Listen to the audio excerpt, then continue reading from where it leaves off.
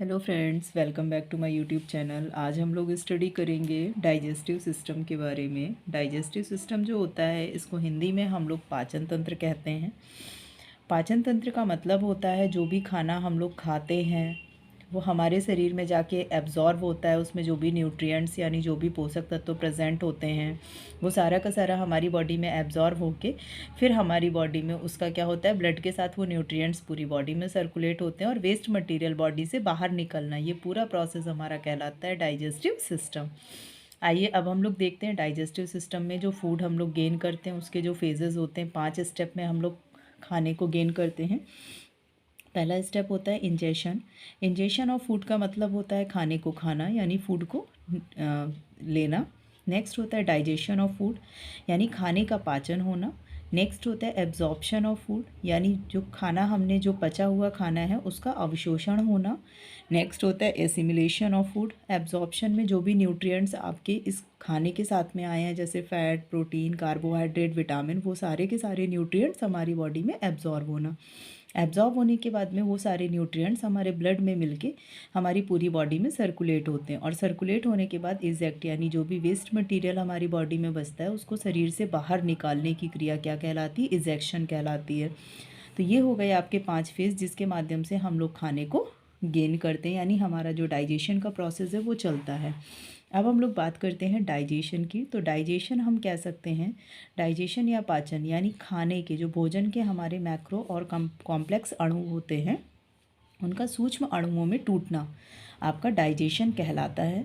इसमें जो डाइजेशन का प्रोसेस होता है, डाइजेशन आपका मैक्रो एंड कॉम्प्लेक्स अणुओं के साथ में होगा। यानी जैसे मान लीजिए हमने कार्बोहाइड्रेट खाया तो कार्बोहाइड्रेट हमारा स्टार्च में टूटा, स्टार्च हमारा ग्लूकोज में टूटा और ग्लूकोज ने हमारी बॉडी को एनर्जी प्रोवाइड की। तो जो आपका कार्बोहाइड्रेट और स्टार्च हो गया वो आपका कॉम्प्लेक्स मॉलिक्यूल हो गया और जो आपका ग्लूकोज हो गया वो आपका कौन सा मॉलिक्यूल हो गया, सिंपल मॉलिक्यूल हो गया। तो ये देखिए यहाँ पे हिंदी और इंग्लिश दोनों में आपकी डेफिनेशंस है, जिसमें आपको इजी लगे आप उसमें इसको नोट डाउन कर सकते हैं। अब डाइजेशन के बाद हम लोग बात करते हैं डाइजेस्टिव सिस्टम की। तो डाइजेस्टिव सिस्टम जो होता है ये मेन रूप से 2 पार्ट्स में डिवाइड होता है। पहला पार्ट होता है आपका एलिमेंट्री कैनाल यानी कि आहार नाल और दूसरा जो पार्ट होता है सेकेंड पार्ट वो होता है डाइजेस्टिव ग्लैंड यानी कि पाचक ग्रंथियाँ। तो आहार नाल जो होती है इसमें हमारा आ जाएगा जैसे बकल कैविटी हो गया, आपका फेरेंक्स हो गया यानी ग्रसनी, ग्रास नली, स्टमच हो गया, स्मॉल इंटेस्टाइन हो गया, लार्ज इंटेस्टाइन, ये सारे के सारे किस में आ जाएंगे, एलिमेंट्री कैनाल में।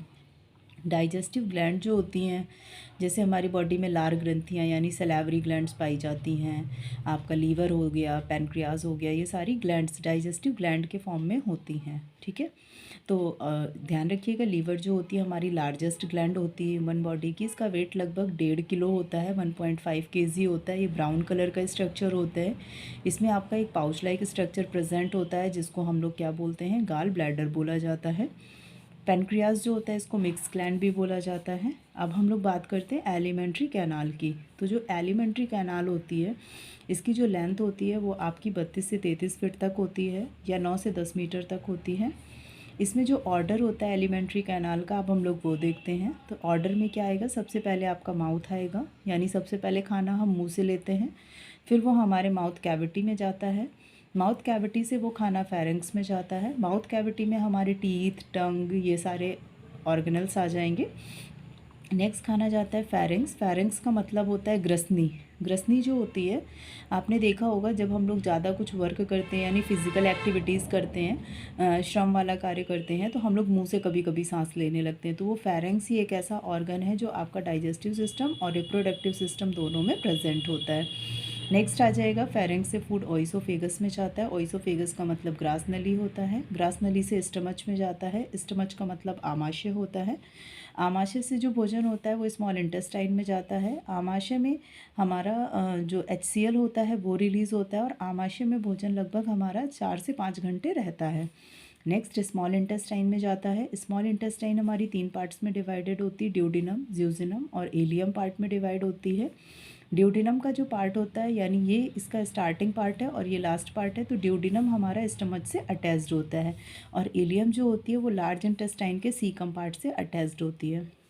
लार्ज इंटेस्टाइन भी मेन 3 पार्ट्स में डिवाइड की गई है, caecum, colon and rectum.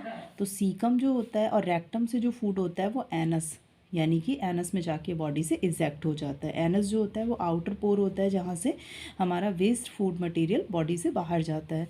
Caecum का जो पार्ट होता है, सीकम पार्ट में आपकी वर्मी फॉर्म अपेंडिक्स अटैच्ड होती है। वर्मी फॉर्म अपेंडिक्स जो है ये हमारी बॉडी का एक तरीके से वेस्टिजियल ऑर्गन होता है। इस वेस्टिजियल ऑर्गन का हमारी बॉडी में कोई भी यूज़ नहीं होता है, लेकिन ये हार्बीवोरस एनिमल्स जो आपके शाकाहारी जंतु होते हैं उसमें इसको यूज़ किया जाता है। तो ये हमारे शरीर में इसका कोई भी काम नहीं होता है। तो ये आज हम लोगों ने फेजेस ऑफ फूड्स के बारे में पढ़ा, डाइजेशन के बारे में पढ़ा, एलिमेंट्री कैनाल में जो हमारा फूड होता है वो किस तरीके से सर्कुलेट होता है इसके बारे में पढ़ा।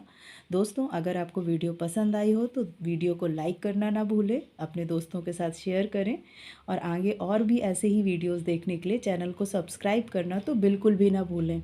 और अगर आपको इसमें कुछ भी नहीं समझ में आता है तो आप उसको कमेंट करके पूछ सकते हैं। Thanks for watching.